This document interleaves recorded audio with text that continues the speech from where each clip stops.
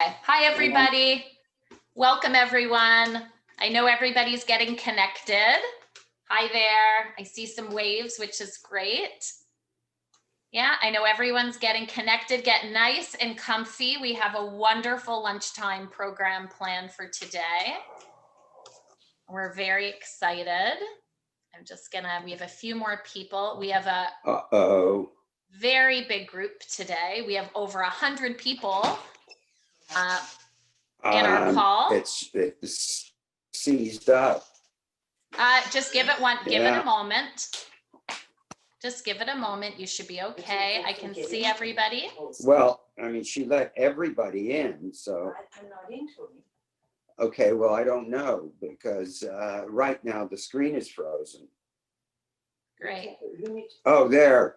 Okay. Oh, you were just frozen. Yeah. Hi, Tony. Hi, Tony. We can all hear everyone. Hi there. Hello. Yeah. Hi there. Tony, you're good? I'm fine. Thank you. Great. Okay. So we just have a few more people coming in and then we're going to be ready to get started. It's great to see everybody. Thank you so much for coming today and joining us. It's wonderful to see so many Temple Sinai faces and some new faces too. So it's wonderful. Great. We have one more and then Tony, I think we're ready to start. May I ask, is this being recorded? Yes, we are recording this. Yes. Okay. Okay, great. Okay, good. Thank you. Good question. Great. If everyone can just be sure to mute, just because unfortunately we get a lot of background noise and it sometimes squeaks a little bit in our ears. That would be wonderful. We're just admitting a few more people and we're just going to get started. So thank you. It's amazing. We have over 108 people that really want to hear from you today, Tony, and to learn more about this really unique topic and this very unique time in Jewish history. I'm really excited to have Temple Sinai member Tony Fattal with us today, and he'll be talking about Jewish life in Japan from 1930 to 1945. Tony was born in Kobe, Japan in 1942, and he's going to share his and his family's really interesting experiences growing up in Japan during World War II. And he'll also share how Japan became a safe haven for Jews that were fleeing from Eastern Europe. I'm not going to share more of his story. That's for Tony to share, but I do want to say that after the war, he and his family moved to New York City for some time, and then they also moved back to Tokyo. And he and his brother were sent when he was 14 years old to Ottawa. That's how he came to Canada to attend Ashbury College and complete his high school degree. Tony then attended McGill University. And after graduating, he went to the Ivy School of Business for his MBA. And that's where he met his wife, Elaine, who was at the University of Western Ontario.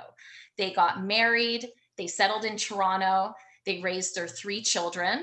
And they're very proud now to have 4 grandchildren. And I think many of his children, and I don't know if his grandchildren are here on the call, but that is wonderful. And Tony has been a member of Temple Sinai for 30 years. So Tony, we're really excited to hear from you.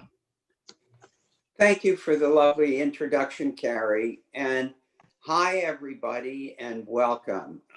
What I'd like to do is just have a discussion about the topic, which is a unique segment of Jewish history. And what makes it unique and interesting, I think, is that Japan was a great anomaly in World War II.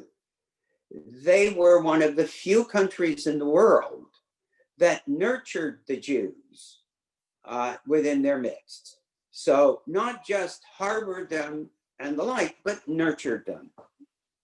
And this, of course, was in diametric contrast to their Axis partners, Germany and Italy, who were very busy trying to annihilate everybody, any Jewish person they could lay their hands on, basically. So what I'd like to do is just talk about first my family and the kind of background and people they were and the experience we had. And then I'd like to go into why this was possible in Japan and why Japan was so nurturing to the Jews within their midst. So first of all, my story really starts with my grandparents, and they're all from Iraq, Baghdad, and the only thing was my maternal grandparents immigrated to England and settled in Manchester, England, and then had 4 children, 3 girls and a boy in that order, and the eldest of whom was my mother, Violet. And my mother, Violet, went obviously through school in Manchester, England, and then I think, if I understand correctly, she went to London for a little while, and this is very different in those years. And she had teacher training, and then she came back to Manchester, and my father arrived, and a shidduch was done, and they got married. So from that perspective, a lot of my family still live in the UK, and they have grown up and are part now more of London than of Manchester. But at the time, in 1915 or so, when my grandparents were there, Manchester was quite a textile town, and of all things, my grandfather was in the textile business, and he was part of the Iraqi Jewish community of Manchester, and this is significant too, because in the 1900s and 1930s, in Manchester, there were many Mizrachi Jews and Sephardi Jews, and but they were all in their sort of little segments. The Iraqis stayed with each other and mixed with each other. The Syrians, the Lebanese, and the Egyptians all had their segment of their little sect and part of southern Manchester, and it would appear that the Ashkenazi Jews went into northern Manchester, and the Sephardim and Mizrahim went into southern Manchester. In any event, that was the situation when my father got there. Now, my father and my paternal grandparents are a different story. My paternal grandfather sired 14 children, 11 boys and 4 girls. And he owned and operated a piece goods factory in what was then Baghdad, at the outskirts of Baghdad. And having said that, what he did, he actually had 2 wives. His first wife died relatively young. She may have even died in childbirth, with their 3rd child. And then he remarried, and his second wife, my grandmother, had 11 more children, 8 boys and 3 girls. At any rate, as his sons grew up and came sort of age, generally into their 30s, he would send them to a location and say, set yourself up, see if you can find something to send to us here in Baghdad. In the meantime, I'll send you stuff that I manufacture, and you can sell it there, and we'll get an import-export business going in a variety of places. For example, I know one of my uncles to Tehran, two of them actually went to Manchester, another was in, and still another went as far as Melbourne, Australia. So these guys got around, and my father got Japan. And he, in 1932, went to Kobe, Japan, as a part of this normal expansion of his father's business. But he actually had an advantage. Apparently, at that time, the Japanese had had some dye stuffs that were particularly good for denim. So the idea was he would go to Japan and he would source these dye stuffs, among other things, send them back to Baghdad, and out would come textiles that, piece goods that he would sell in Japan. And so the business started in that way in 1932. And he got there as a bachelor. And what he found in Kobe, Japan, was that there were, about 10 or 15 Middle Eastern Jewish families there, and there were some Ashkenazis there as well, and they shared a synagogue eventually, but the Ashkenazis and Sephardim didn't mix very much. On the other hand, there weren't that many families from the Middle East that you could set up segments like that in Manchester. There's just not enough people. So what they did was they all became, friends and the like. And just as an aside, I wonder if any of you knew Morris and Rochelle Carady. The Carady family. Carrie, let me just ask if you're seeing anybody indicating or raising their hand that they knew either Morris or Rochelle or both.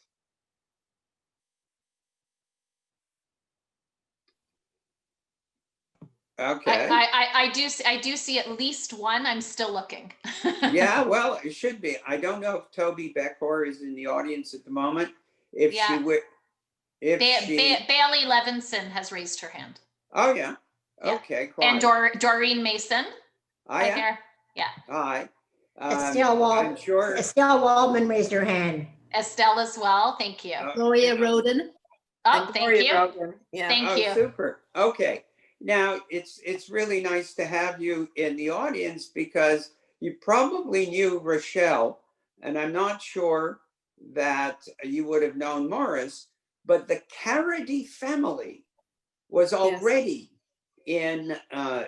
established in Kobe when my father arrived. And let me give you two side anecdotes about that. The first one is that my father used to go from time to time to the Caradys for Shabbat dinner before World War II.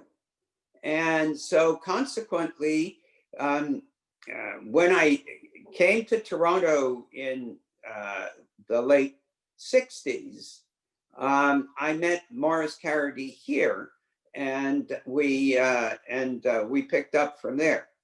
The second thing I would tell you is that I do volunteer at Baycrest, and Baycrest has a museum. In 2008 and 2009, the museum had an exhibit of Sephardic treasures, and people were, people lent the museum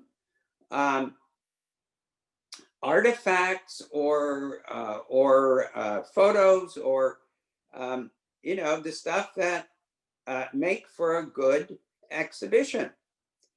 And Rochelle Carady lent the exhibition a picture of the Carity family before World War II. And there were something like 5 brothers and 1 sister or something like that. Now, at the time, my mother wanted to visit us and did visit us around Christmas time each year.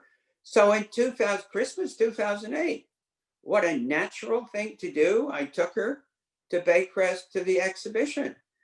And she stopped in front of the picture and said, you know, I knew each one of those boys back in Kobe before the war. So that's the kind of thing that made for an interesting existence. But as World War II came along, then it became more of a subsistence existence there.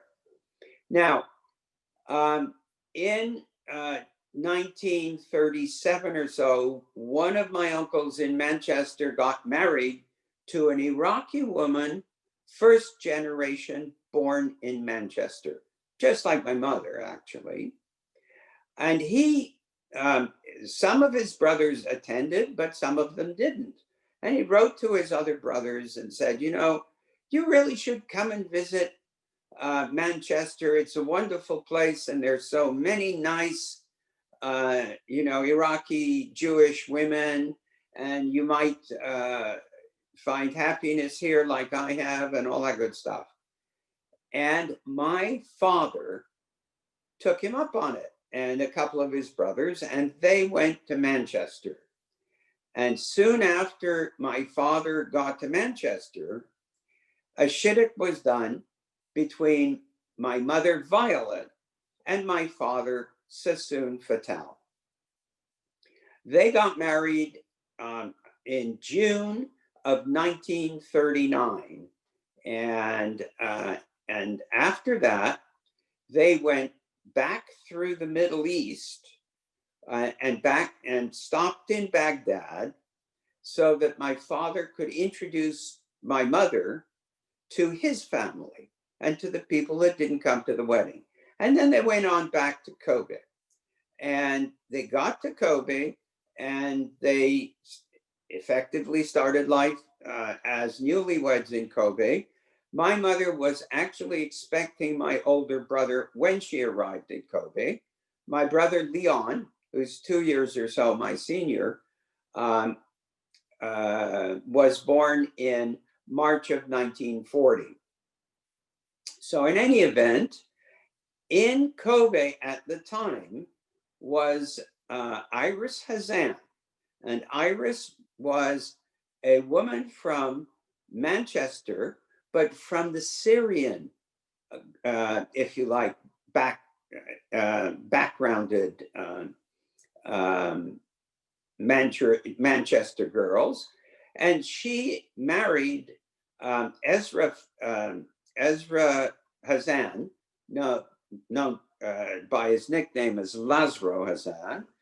And Lazaro and Iris were already living and established in Kobe when my mother got back there.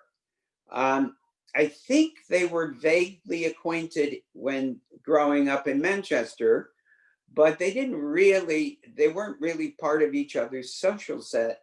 First of all, for cultural reasons. And the other thing is, Iris was 2 years older than my mother. And as you can appreciate, when you're, a teenager and the like, someone who's 2 years older than you or 2 grades higher than you at school would not be part of your social set, nor would you be part of his or hers. At any rate, in Kobe, they bonded. They really, really got to be friends. And this is a friendship that lasted 70 years until Iris died here in Toronto. Iris and her family eventually came to Canada sometime before my brother and I came to Ottawa. They established themselves in Montreal, and Iris's eldest child, she had a son and 2 daughters. her son and first daughter were twins, and they were born in 1941. And David Hazan, her son, still lives in Montreal. Does anybody here know Marvin and Annette Greenberg? Anybody? Well, Annette was the daughter of Iris Hazan, and Annette eventually married a man from Toronto, moved up to Toronto, and has lived here ever since. And when Iris was really going to be put into a nursing home, she arranged for Iris to come to Toronto and go into a nursing home in the Davisville area. My mother, as I said, used to come over around Christmas time, and she would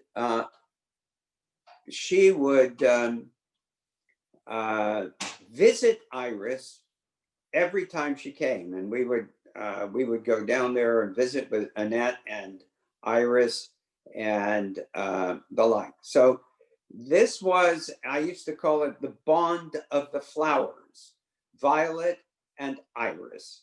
And that's, that was very important socially to both of them at that time in Kobe. In 1937 in Kobe, the Jewish community as a whole, Ashkenaz and Middle Eastern, welcomed two German rabbis who had come over and sought to establish themselves and establish a yeshiva in Kobe. And the whole Kobe Jewish population helped them and helped them with the Japanese, who were quite favorable to it. And they established a yeshiva and brought students over from Germany to Japan. And that yeshiva was one of the few yeshivot that prospered during World War II. And they were granted safe haven, and they were granted, if you like, just any sort of support that they needed that any other foreigner would get. And that's the key really to the underlying Japanese approach to the Jews. They would be treated as if they were as any other foreigner would be treated. And so I'd really like to talk now about how this came about and why this was possible. And so, having said that, there are two real major reasons why this was possible. And the first one is that in the 1930s and during World War II, the Japanese government and the Japanese military were dominated by a philosophy called Bushido. It was the code of the samurai, the Bushido. And really what the code of the samurai really did was to say, if we're going to war, we're going to fight for the emperor, and the emperor is our God and our guide, and you must win. But if you don't win, you kill yourself. Basically, you can't live with the shame of defeat. So what then happened was that they went out and they sought to increase their empire and dominance in Asia. And what happened was they took over Hong Kong. And anyone who is British will tell you that when the Japanese took over Hong Kong, they were brutal. And the truth is, the Japanese during the first half of or the 20th century were brutal, and they are brutal overlords. And they proved that in a couple of different instances, several different instances. But they went into Hong Kong as part of World War II, and anyone who surrendered rather than killing themselves under the code of Bushido lost tremendous face. As a result, they weren't considered worthy of much human respect, and in some respects were treated worse than dogs. And this was the attitude and philosophy that prevailed. And as a consequence, people in Hong Kong, people in Singapore, people in Malaysia were treated very, very roughly and very badly by the Japanese. In fact, to extend this further, in a minute, we will talk about the Russo-Japanese War. And to that extent, the Japanese won it, and they, as spoils of war, among other things, got Manchuria and Korea. And in Korea, they were their brutal selves, and they were there for 40 years. Now, the Koreans hate the Japanese to this day, and the Japanese hate the Koreans to this day. So this is the kind of thing that, in effect, was going on. But the real strange twist of fate was, as foreigners living in Japan, we did not surrender. We did not lose face. Now, this was not restricted to the Jews, but it was also including any other foreigners that were there, such as American missionaries, British missionaries as well, and other people from other countries. So it wasn't specifically for the Jews in this instance, but as I said, the foreigners in Japan never surrendered. So as a result, they never lost face. So they were treated with the respect that the Japanese treated any foreigners with whom they came in contact. Tony, we do have a question, if I may. Please. Somebody wanted to ask if, as Jews in Japan at this time, if your family ever felt like outsiders because of being Jewish, not necessarily of being a foreigner. No. Okay. That's the key issue. Okay. I was about to say, sure, they felt like outsiders. Every foreigner did. But was there any discrimination against the Jews other than other foreigners? No. So that was a key issue. And not only that, of course, they nurtured and supported various people there, as long as, of course, they were respectable people and were part of the Japanese world and economy. Tony, there's another question. Sure. Someone asked, what was Jewish life like? Did you celebrate holidays? Did you go to, were you able to attend a religious school? What was Jewish life like for you at that time? Well, the first thing is there wasn't a religious school.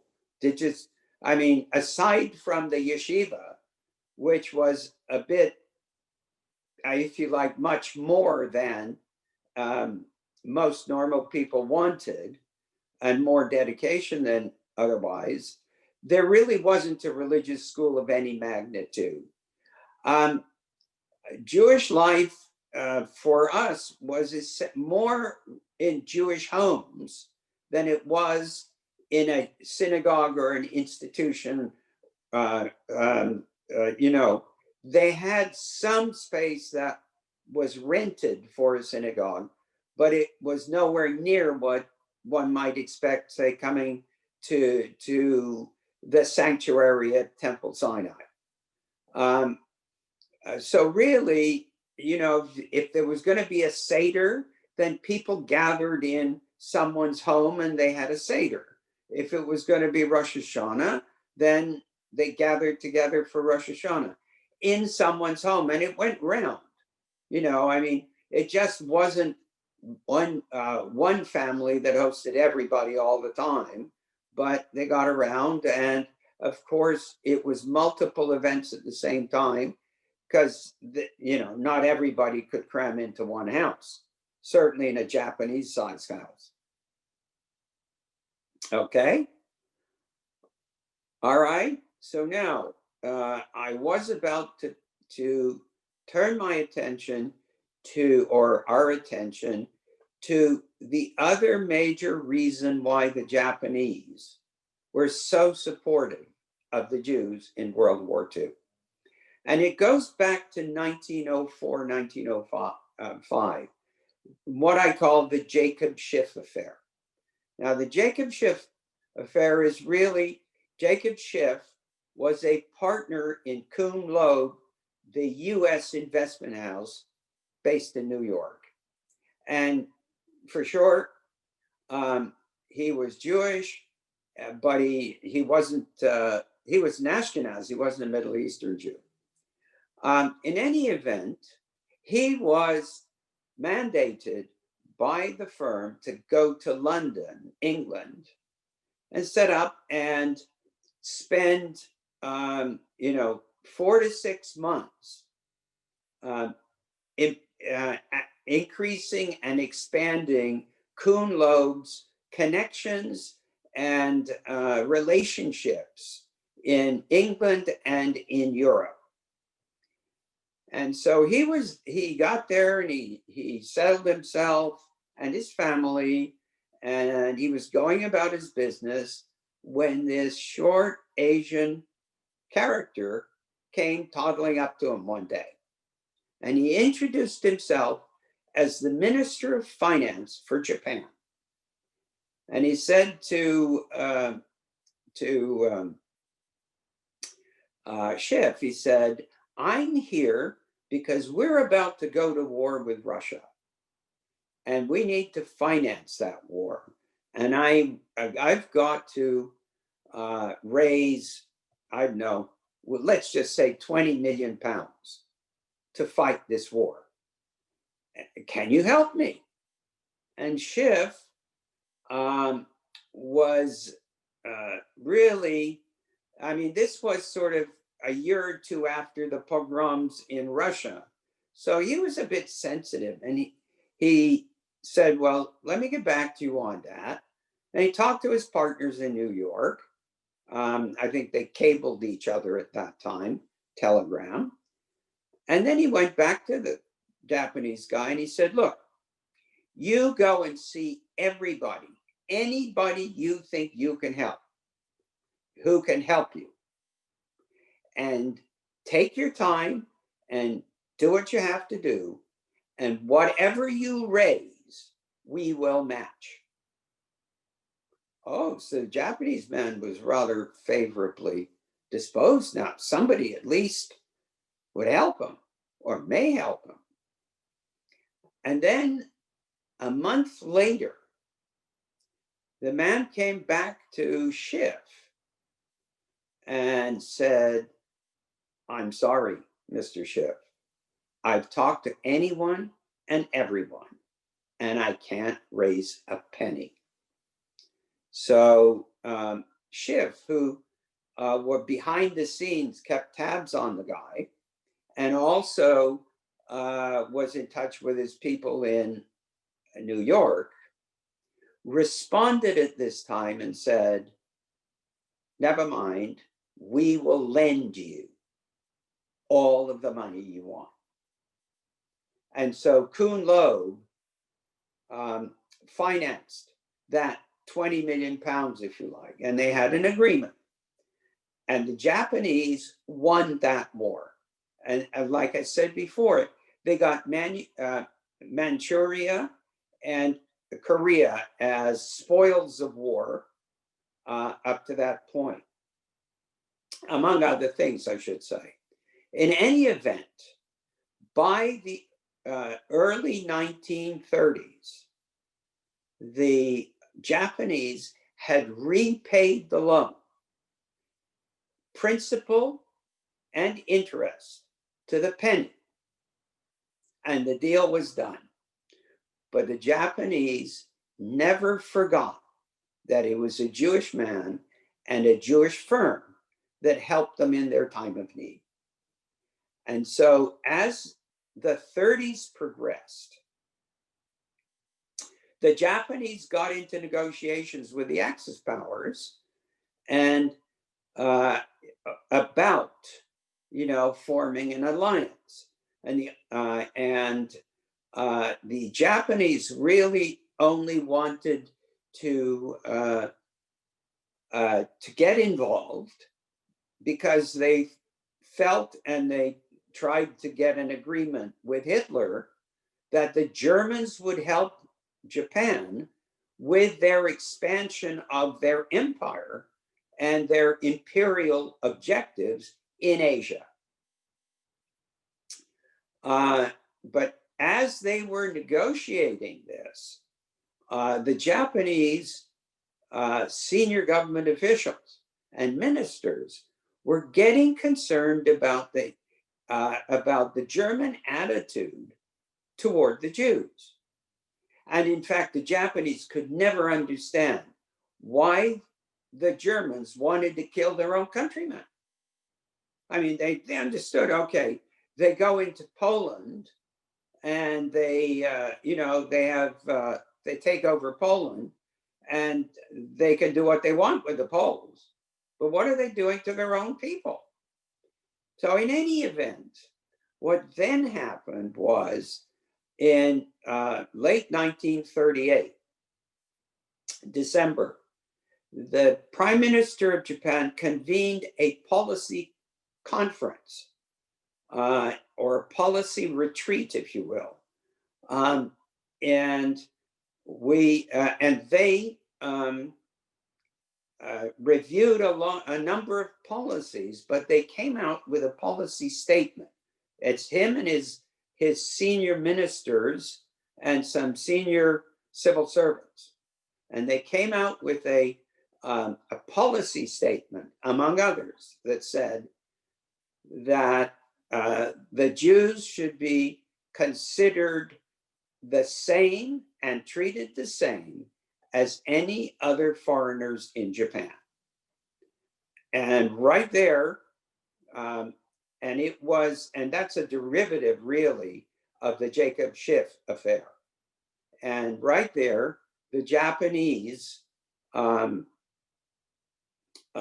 the groundwork for the support that they gave to the Jews. And they never became anti-Semitic during the war, despite ongoing efforts by the Germans to do so. There was a man in Tokyo, the cultural attaché to the German embassy in Tokyo, and he was an SS colonel, I think, and his mandate was to help to expand the Nazi influence in Japan and take care of the Jews. And he was very frustrated by the Japanese approach and attitude toward the Jews. Also, Hitler sent two or three emissaries to Japan to help them, with the Jewish issue, and they got thrown out. They usually lasted about a week. And as the war went on, in 1941, of course, there was Pearl Harbor. And the intent of the Japanese in Pearl Harbor was to open a second front for the Americans so that they would dilute the American resources that went to Europe. And of course, this backfired. But also, when Hitler went into Russia and invaded Russia, the Japanese quickly concluded that the Germans would not have anywhere near the resources they needed, let alone help the Japanese in their Asian, Asian imperatives. So the consequence was the Japanese were sitting there fighting the Americans and very, very upset by at their partners. So consequently, their attitude in favor of the Jews and in support of the Jews hardened because of that. And so, and it's for those reasons. And in fact, I will say at one point, I think it was in 1943 or 44, the Japanese sent an emissary to the United States to try and launch something they called the Fugu Plan. The Fugu Plan was a very tricky, difficult opportunity, which, unfortunate for the Jews, never went anywhere. Conceptually, the Fugu Plan was the Japanese would contribute parts of Manchuria, the Americans would contribute ships and planes by way of transportation, and the Germans would contribute all, however many Jews as they wanted to send. And this would become a homeland for the Jews in Manchuria. And it's unfortunate it never came to life, because possibly it could have saved many Jewish lives. Yeah. I'm not hearing you. Yeah, there, I'm unmuted. It's the mute and unmute. Okay, good. Tony, you've taken us through a lot of the history. We do have a few questions and comments also that are just coming in, and I know they're a bit timely. So there was a comment just about that Hitler wanted the thousands of Jews of Shanghai, which was controlled by Japan, and that the Japanese refused to relent or refused to give up the Jews of Shanghai. Did you want to touch upon that? And then there's a few other questions. Well, that's somewhat tangential to what we've been talking about. Yeah. Because I've been focused on the Jews in the homeland, if you will. But it's true. I mean, the Japanese formed this policy that said they're not going to be anti-Semitic, basically. And so when the Germans wanted the Jews of Shanghai, that was a no-no. And one of the things that's very interesting and on the side is the whole story of Chiyuni Sugihara. Sugihara was the consul of Lithuania who issued 4,500 transit visas to German Jewish refugees and other Jewish refugees pouring through Lithuania. And he was the consul general for Japan in Lithuania. And those Jews were eventually transported to Japan. Now, some of those were, if you like, processed through COVID, but not necessarily all of them. But the majority of them were then exported to Shanghai. And so a lot of the Sugihara Jews went to Shanghai, and the Japanese weren't giving up anybody.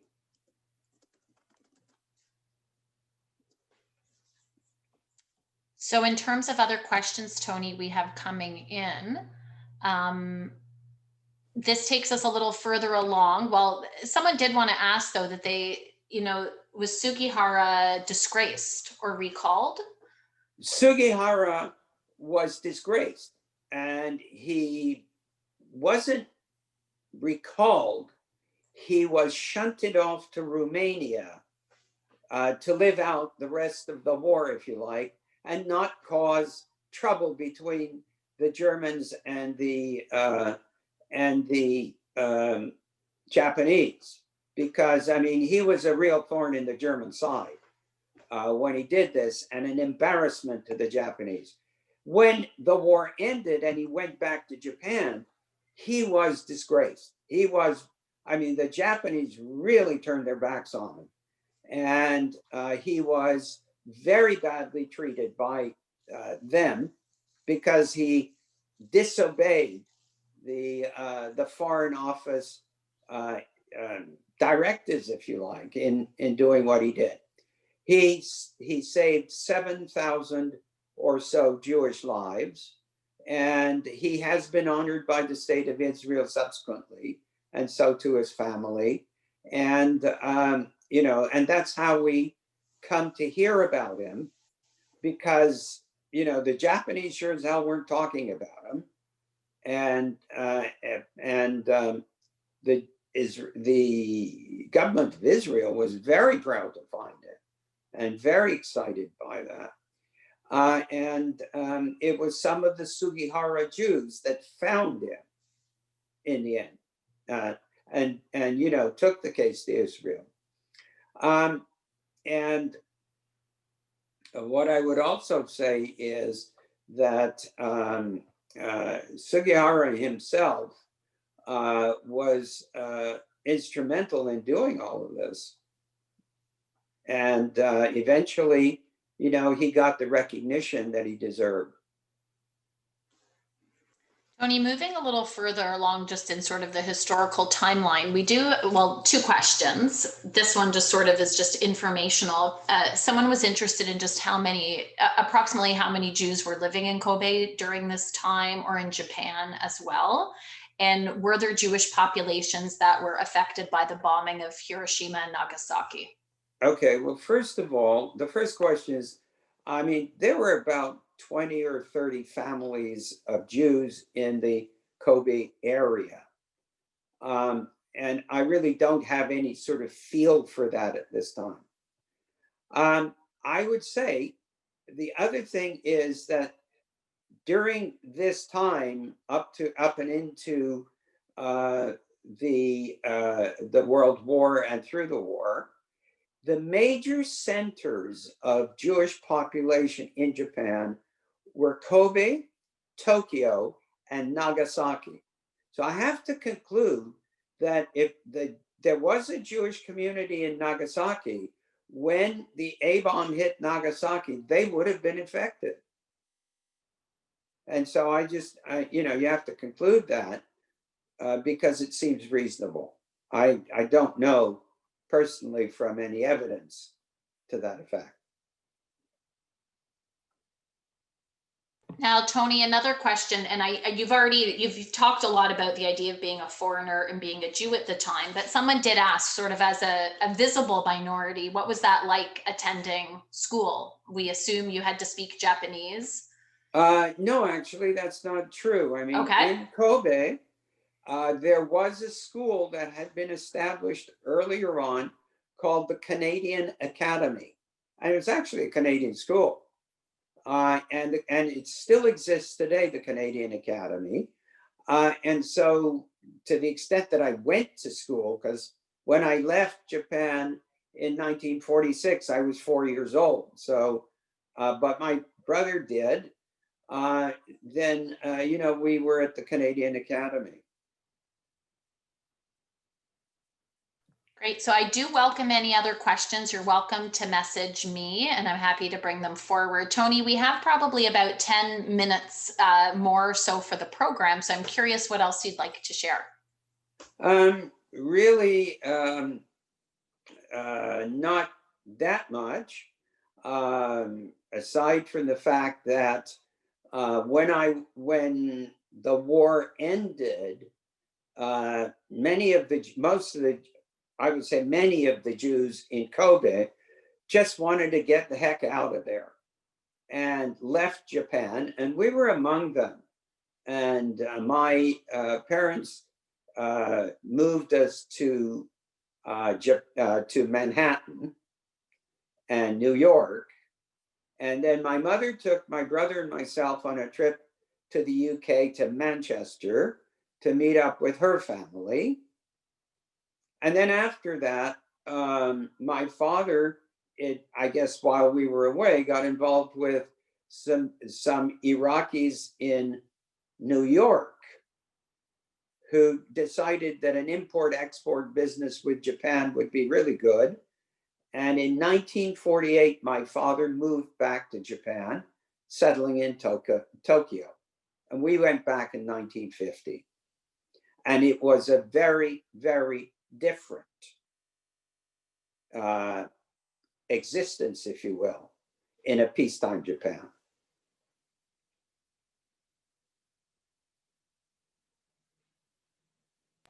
Great. There are a few more questions coming in. Someone's Super. asking if it's the same Shino Sugihara who was responsible for creating the Japan House in Los Angeles. I don't know if you know. I don't that. know. Okay. I don't know that. I was trying to look it up. Because sometimes I don't see having had too many Chiune Sugiharas around. I assumed as well. And that someone also has said that that Sugihara has been honored with a large dinner with members of his families flown from Japan by the Canadian Jewish Congress. Did you know about this at all, or have any extra information? No, I didn't. I mean, he's been honored in one unusual way, perhaps, and that is his story has been told in a movie. A movie called Persona Non Grata. And I would say to everyone, if you haven't seen it and you get a chance to see it, make sure you do, please. It was a very well done movie, produced and directed by a Japanese Jewish man, and he did a very good job of it. He told Sugihara's story really well. And of course, Sugihara was persona non grata at, both in Germany and in Japan. So Tony, we have another question. I know you were young at the time, but I don't know if this was reflected and discussed with your parents sort of when you were older. What did the Jews of Japan know about the situation in Eastern Europe? They probably knew something about it, but not very much. One of the things that was important to our existence in Japan, and that's if you like, the Iraqi Jewish existence. Iraq was a foreign country not fighting the Japanese. So the key here was we were nationals of a foreign country not fighting the Japanese. So we didn't have any axe to grind, sort of thing. And so it was very difficult to get any information whatsoever about the war and about what was happening in the world.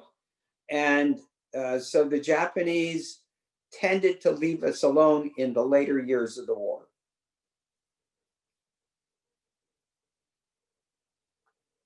Tony, also just there's just a question sort of I have as well. I've been thinking about while I've been listening to your story. You've had such a unique Jewish experience, and you and I talked about this prior to the program. Your family wasn't from Toronto. You didn't grow up here. You know, you really have quite an international experience being born in Japan and growing up in different places and then coming to Canada. In a way, I'd really like to ask, and if you're comfortable answering, really, how do you feel this has shaped your Jewish identity?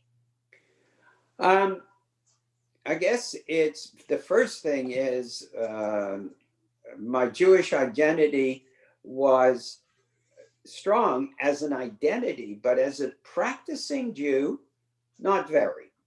And of course, you know, as children, you don't really understand, you know, all about the philosophy and background and feeling and whatnot.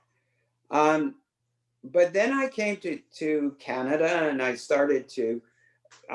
you know, went to McGill, and I embraced the sort of social life and culture of McGill. And in it, of course, Montreal, there's a very big Jewish population. A lot of them went, you know, a lot of my contemporaries went to McGill. And I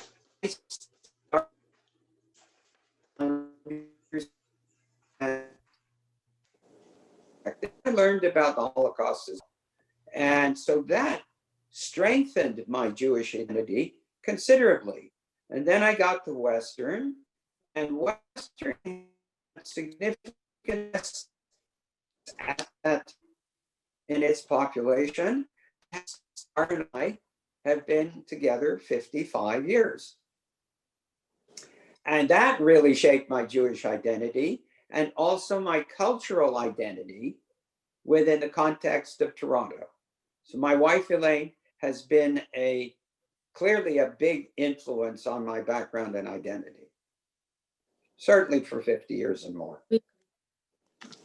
Yes, I have a question. You just mentioned that when you went back to Japan, 1950, it was life was quite different, but you didn't explain how different in how many ways. Could you please? Oh, certainly. First of all, we came back to Tokyo, which is by then was a bustling metropolitan city. But the biggest single difference was there was a mammoth US armed forces presence in Japan at that time. And they were dominating the affairs of Japan and how the Japanese could run their country.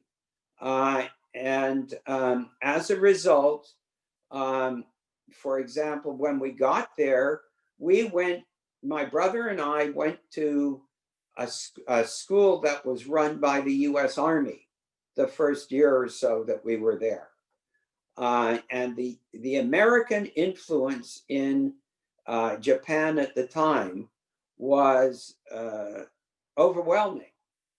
And so consequently, I got involved in sports and social activities and the like, which were sponsored by the American military and the like. And then I went to a school that had reopened called the American School in Japan.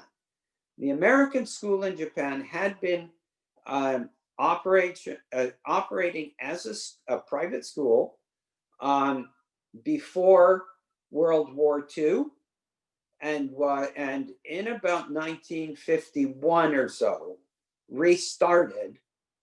And it was specifically for those foreigners, if you like, especially Americans, who were not part of the military, who were perhaps, people assigned by companies like General Motors or IBM or somebody like that to, run their or operate their Japanese subsidiaries and, things of that nature. So I was then going to school from grade 6, really, grade 6 to grade 9 at the American school in Japan, and went from there to Ottawa. And so I grew up in a basically blended existence of American culture and Japanese culture at the time. Great. Thank you for sharing that. I did want to ask if there are any sort of final questions. And Tony, if you really have any final thoughts that you wanted to share with us about your experience.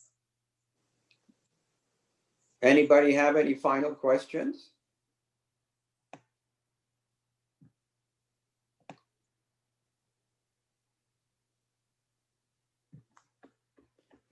Yes, I have a question.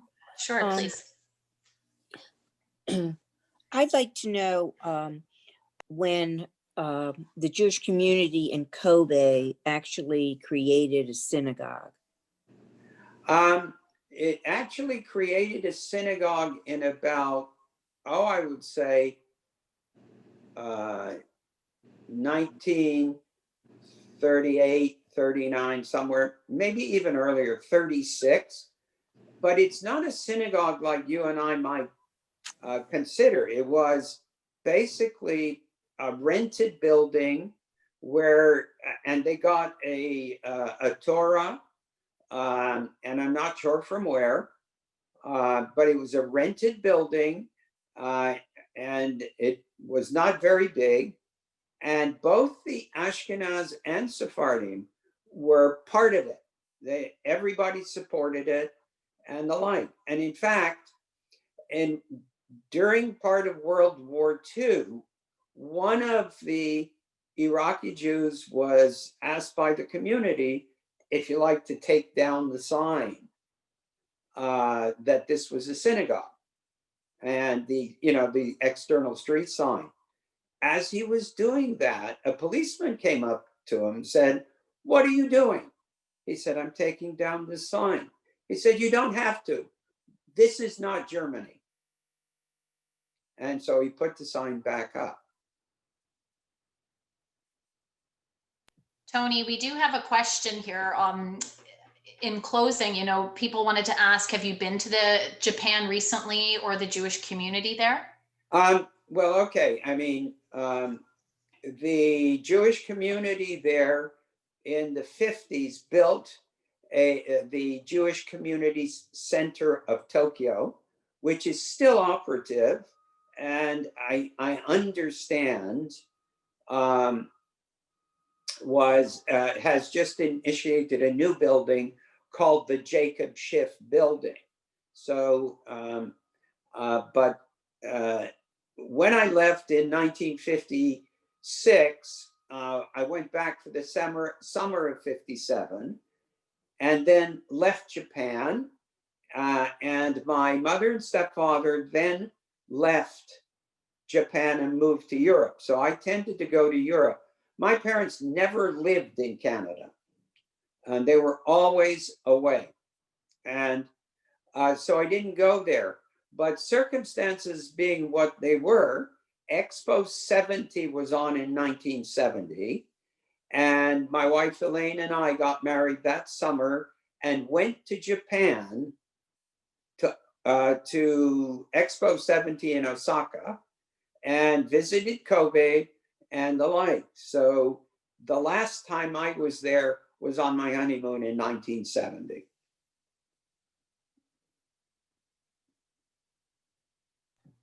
Great.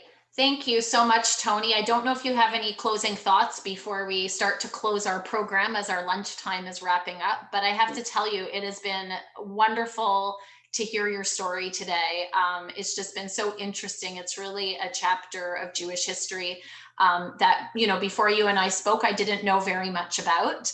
And it's really, it's an important part of our history. And I thank you for sharing that. So I'm curious if you have any closing words also to share. Well, the first thing is I do hope everyone has enjoyed the program today. And, I'm very happy to talk about it at any time, because I really feel that the Japanese posture in World War II is not as well known as it really should be. And I'm really happy to talk about it at any time. Great, thank you so much. And I also wanted to say, you know, part of having Tony speak to us today is really about sharing Temple Sinai stories and sharing sort of some of the, you know, the unique stories we have in our community, especially during COVID and now into like our second partial lockdown. I'm just so happy to see so many people at our program today that were able to join, that were able to log in and stay on, eat lunch with us and be with us. And I do look forward to having you in a lot of our adult programs coming up as we're programming into the winter months as well.